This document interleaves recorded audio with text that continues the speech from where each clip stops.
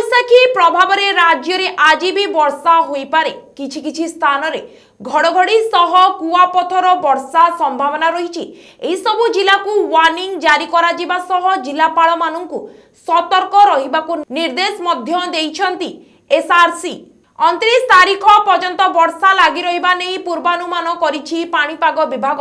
कटक जाजपुर ढेंकानाल कंधमाल रायगड़ा बौद्ध कलाहांडी को सतर्कता जारी करा जाइछि। किछि स्थान रे कुआपथर वर्षा होई पारे। अधिकांश जिले में 70 रु 110 मिलीमीटर वर्षा नहीं आकलन करा जाइछि।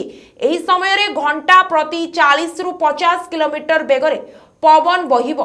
झड़ वर्षा बेले घरू न बाहरिबा पई परामर्श मध्य दिया जाइछि।